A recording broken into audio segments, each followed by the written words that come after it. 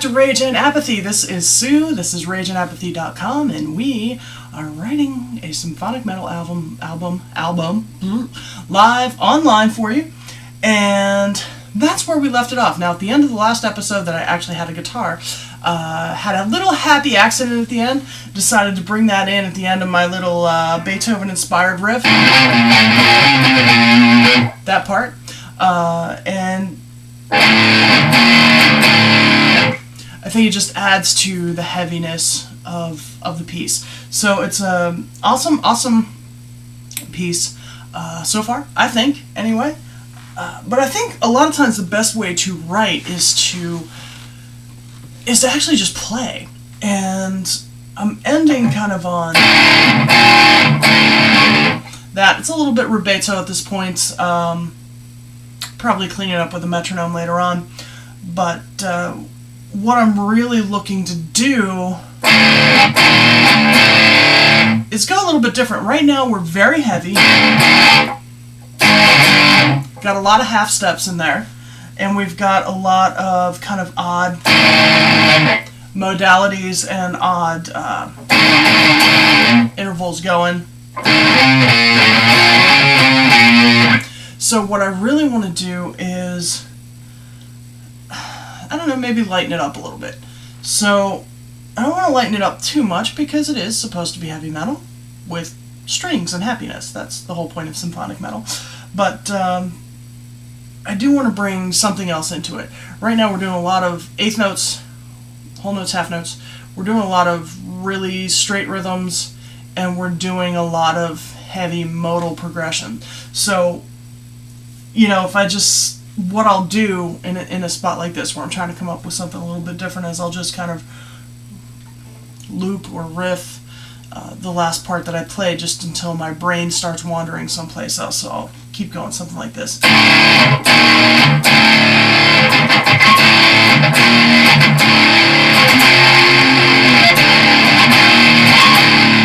I kind of like that jump to the that's going to be an F. I like that jump from the D to the F.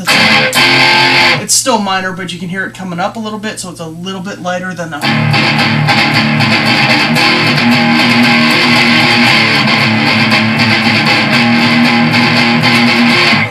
Of course, that sounds pretty cool too. So after I'm doing this,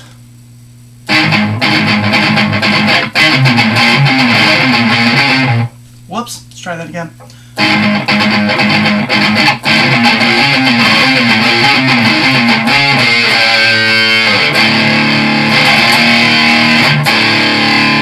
This actually sounded pretty cool.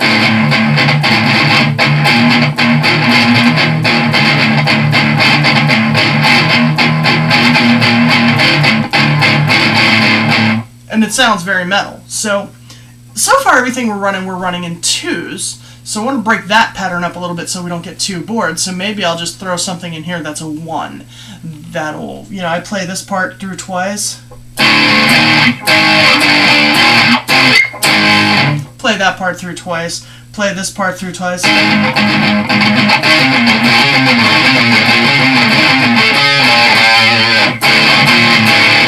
play that part through twice. So maybe I'll bring something in here that's just a once. That'll maybe break it up. Serve as like a little mini bridge. So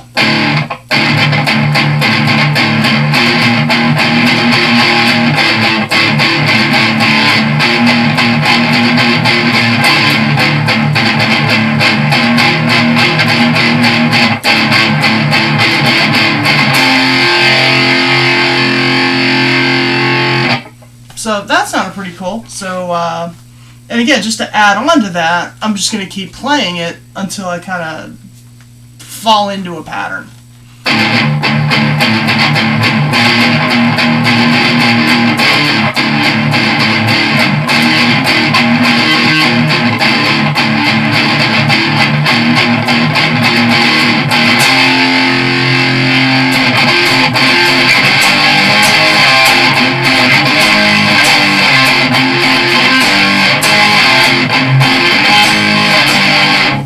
I kind of actually like that whole sequence.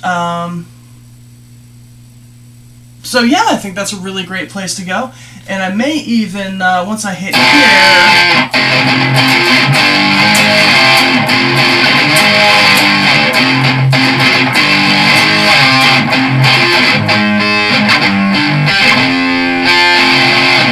might even add a little picking there toward the end if I decide to pull that part through twice, or even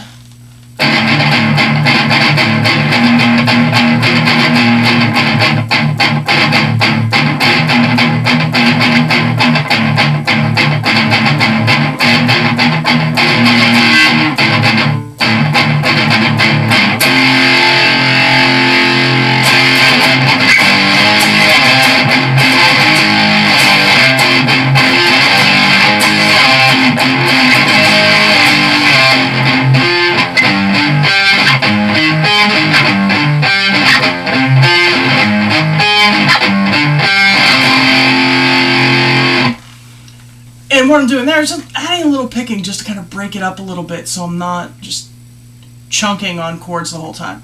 So there's a lot to be said.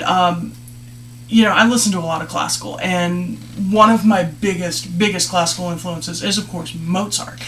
And one of the things that Mozart did so well was contrast. He had, you know, soft, silky horns or strings or woodwinds up top. He was fond of woodwinds up top. And then you have the lower instruments coming in and counterpointing it. You know, staccato against legato. You have all kinds of contrast in Mozart, and he did that, I think, very well, probably the best of anybody. So I like the way he uses that, and I like to try and bring that into my playing, because that contrast helps to make things interesting and helps to give it depth. So that's where I'm headed right now. I hope you're enjoying this, watching me put this together. I hope you will actually send me some comments, maybe where you think it should go, maybe some lyrical ideas. Who knows? So drop me a line down at the bottom. You know, sign up for the mailing list, stay up to date with everything, and make sure that you drop me a line and let me know what you think. All right, guys, thanks for stopping by here at RageandApathy.com. I am Sue, and I am signing off.